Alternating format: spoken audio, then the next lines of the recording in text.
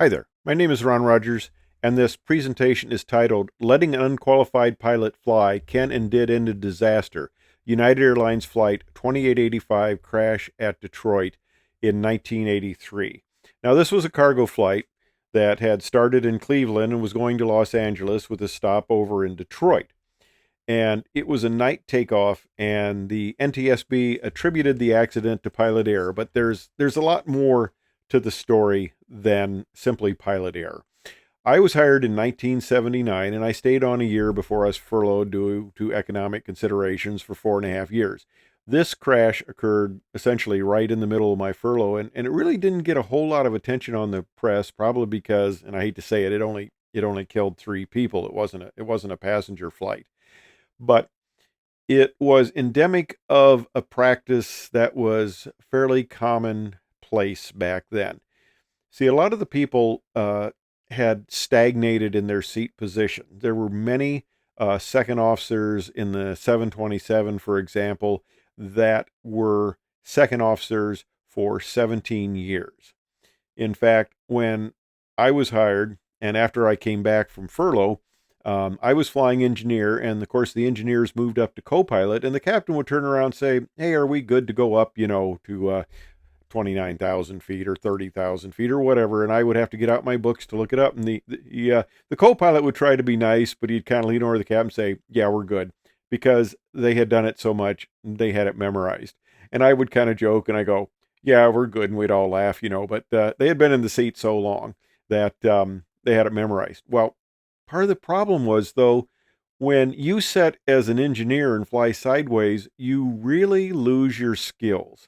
And a lot of the captains were really trying to help the guys out. So if you'd get a ferry flight or you'd get a cargo flight, they would sometimes let the engineer get a little bit of stick time to try to keep them in, keep their skills up.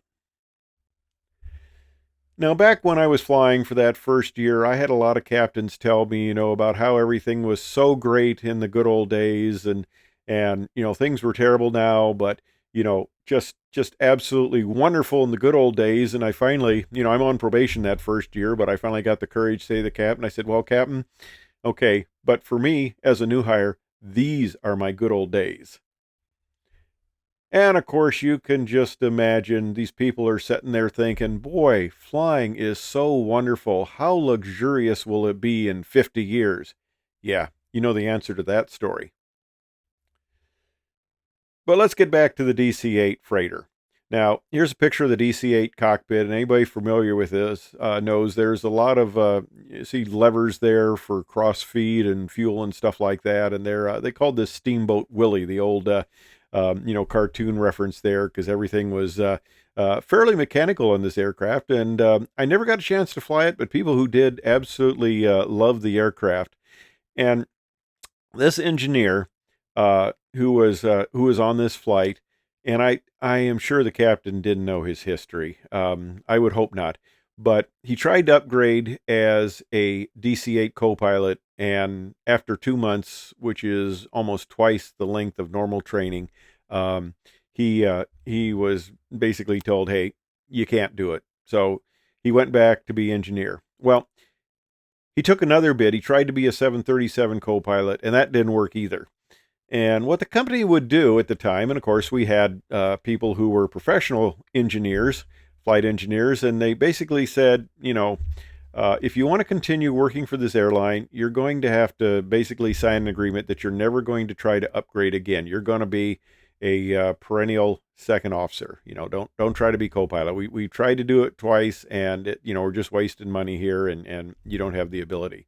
So this guy's sitting back there, and the captain decides to be a nice guy and offers him the night takeoff out of Detroit. Well, unfortunately, the trim had still been set quite a bit nose up, 7.5 units nose up. And what happened is they took off, and this is night, and of course, at night, you don't have as good a visual references. And because of the trim setting, the aircraft pitched up abruptly, and it probably had some disturbance to the airflow of the engines, because some people reported seeing compressor stalls out of the engine. The thing rolled over and it crashed. This is a picture of the actual aircraft that did crash. We had dedicated freight liners. Well, as I mentioned, this had kind of been a practice that people look the other way at. But after this accident, I mean, there were good intentions, um, but it was definitely against the rules. Things were different back then. It was definitely against the rules, and the VP of Flight Operations came out and said, if any captain ever lets a second officer fly again, you're fired right now. So that was the end of that. It was nothing I ever did, and that's not trying to you know say I didn't have part of this, but what happened is you back then you typically flew a month with a crew, and you got to know the crew. And after you did that, and they had an opportunity, if you had a ferry flight or a freighter flight, they'd say, hey, and give you a little time in the seat. I was on reserve that entire time, so I never flew with a crew more than once a month. So we never got that cordial where anybody thought to offer it to me. So that never happened, and it's probably good. It's a rule violation anyway, and it's something I wouldn't have done in probation. But anyway, that is the story, the rest of the story, if you want to put it that way, of this particular accident back in 1983. Thanks for watching.